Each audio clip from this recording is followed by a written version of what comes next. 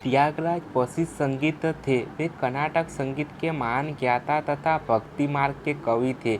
इन्होंने भगवान श्री राम को समर्पित भक्ति गीतों की रचना की थी। उनके बहुत से गीत अक्सर धार्मिक आयोजनों में गाए जाते थे। त्यागराज ने समाज एवं साहित्य के साथ साथ कला को भी समृद्ध किया था। उनकी विविधता उनकी हर कृति में झलकती है। हालांकि पचहत्तर कृतियों को उनकी सर्वश्रेष्ठ रचना कहा जाता है। त्यागराज के जीवन का कोई भी पल श्री राम से जुदा नहीं था। वह अपनी कृतियों में भगवान राम को मित्र, मालिक, पिता और सहायक बताते थे।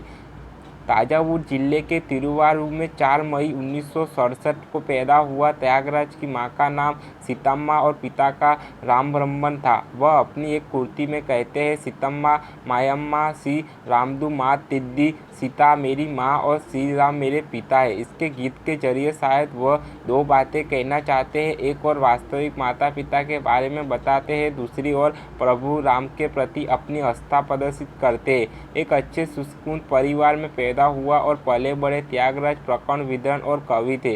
वह संस्कृत, ज्योतिष तथा अपनी मातृभाषा तेलुगु के ज्ञाता थे।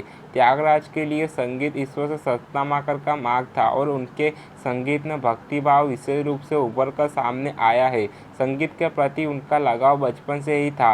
कम उम्र में ही वह वैक्टरमनिया का शिक्षक बन गए और किशोर अवस्था में ही उन्होंने पहले गीत नमो नमो रंधावा की रचना की। दक्षिण भारतीय शास्त्रीय संगीत के विकास में प्रभावी योगदान करने वाले त्यागराज की रचना आज भी काफ़ी लोकप्रिय है। धार्मिक आयोजन तथा त्यागराज के सम्मान में आयोजित कार्यक्रमों में उनका खूब गायन होता है। त्यागराज ने मुत्तुस्वामी दीक्षित और श्यामा शास्त्री के साथ कर्नाटक संगीत को नई दिशा दी और उनके योगदान को देखते हुए उन्हें त्रिमूर्ति का संज्ञा दी गई।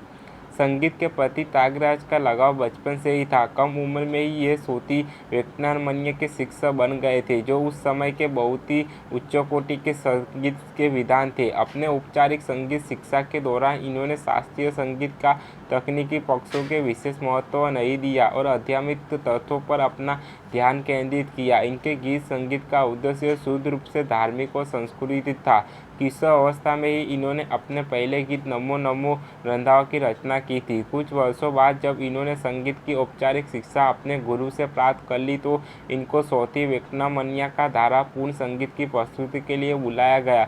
इस समारोह में इन्होंने अपने गुरु को अपने संगीत के मंत्रमुग्ध कर दिया, जिसमें प्रसन्न होकर उन्होंने त्यागराज को राजा की तरफदारी से दरबार की कवि और संगीत के रूप में कार्य करने के लिए निमंत्रण दे डाला, परंतु इस प्रस्ताव को त्यागराज ने अस्वीकार कर दिया। दक्षिण भारतीय शास्त्रीय संगीत के विकास में प्रभावी योगदान करने वाले त्यागराज की रचनाएं आज भी काफ़ी लोकप्रिय है। आज भी धार्मिक आयोजनों तथा त्यागराज के सम्मान में आयोजित कार्यक्रमों में इनका खूब गायन होता है। त्यागराज ने मुत्तुस्वामी दीक्षित और श्याम शास्त्री के साथ कर्नाटक संगीत को नई दिशा प्रदान की। इन तीनों को योगदान को देखते हुए ही दक्षिण भारत में त्रिमूर्ति की संज्ञा में विभूषित किया गया है। तंजावुर नरेश त्यागराज की प्रतिमा से बहुत प्रभावित थे। उन्होंने त्यागराज को दरबार में शामिल होने के लिए आमंत्रित भी किया था, लेकिन प्रभु की उपासना में डूबे त्यागराज ने उनके आकर्षक प्रस्ताव को अस्वीकार कर दिया। उन्होंने राज के प्रस्ताव को अस्वीकार कर दिया। प्रसिद्ध कृति निधि चल सुख है, यानी क्या धन से सुख की प्राप्ति हो सकती है, की रचना की थी। ऐसा भी कहा जाता है कि त्यागराज के भाई ने श्री राम की वह मूर्ति जिसकी पूजा अर्चना आदि त्यागराज किया करते थे, पास ही कावेरी नदी में फेंक दी थी। त्यागराज अपने इष्ट के अलावा बदसरत नहीं कर सकते और घर से निकल पड़े। त्यागराज ने करीब 600 कृतियों की रचना करके अलावा तेलुगु में 2 नाटक, प्रभा भक्ति विजय और नौका चरितम भी लिखे। पद भक्ति विजय जहाँ 5 दृश्यों में 45 कृतियों का नाटक है, वही नौका चरितम एकांकी है और इसमें 21 कृतियाँ हैं। त्यागराज की विधाता उनकी हर कृति में झलकती है। हालांकि 75 कृतियों को उनकी सर्वश्रेष्ठ रचना कहा जाता है। सैकड़ों गीतों के अलावा उन्होंने उत्सव संप्रदाय, कीर्तिमान और दिव्य नाम का कीर्तिनाम की भी रचना की है। उन्होंने संस्कृत में भी गीतों की रचना की, हालांकि उनके अधिकांश गीत तेलुगु में है। जो कुछ भी त्यागराज ने रचा है वह सब कुछ अपने सर्वश्रेष्ठ रूप में है।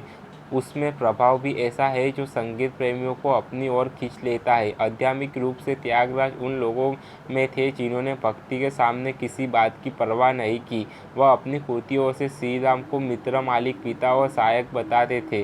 6 जनवरी 1847 को त्यागराज ने समाधि ले ली।